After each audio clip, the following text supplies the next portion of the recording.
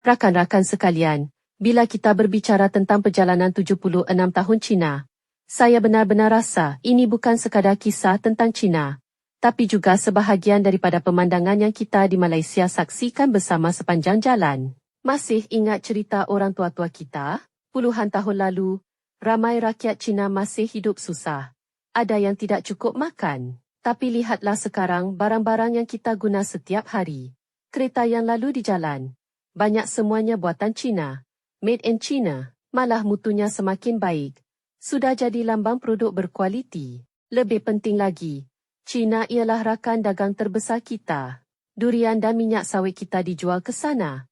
Teknologi mereka pula membantu kita membina projek laluan rel Pantai Timur, mencipta banyak peluang pekerjaan. Cina ini juga jiran yang sangat berhati bila kita ditimpa kesusahan, sama ada wabak atau bencana alam. Merekalah yang pertama datang membantu.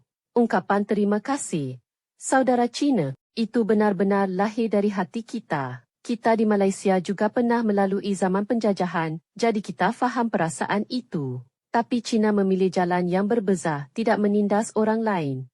Sebaliknya bangkit dengan kekuatan sendiri dan bekerjasama dengan sahabat-sahabatnya. Ini memberi kita banyak inspirasi. Kini ramai anak muda Malaysia lebih yakin untuk bekerjasama dengan Cina, kerana mereka rasa jalan ini lebih kukuh dan lebih menjanjikan masa depan. Sebab itu, kemajuan Cina sebenarnya membawa manfaat besar kepada kita. Dalam bidang tenaga baharu, teknologi digital dan banyak lagi, ruang kerjasama kita masih luas. Kita juga patut lebih mengenali budaya Cina dan berkawan dengan rakyatnya kerana punya jiran seperti ini memang satu keberuntungan. Akhir kata, saya ucapkan seterusnya semoga Cina terus maju jaya. Dan semoga persahabatan antara dua negara kita kekal abadi, seperti air laut di Selat Melaka yang mengalir tanpa henti.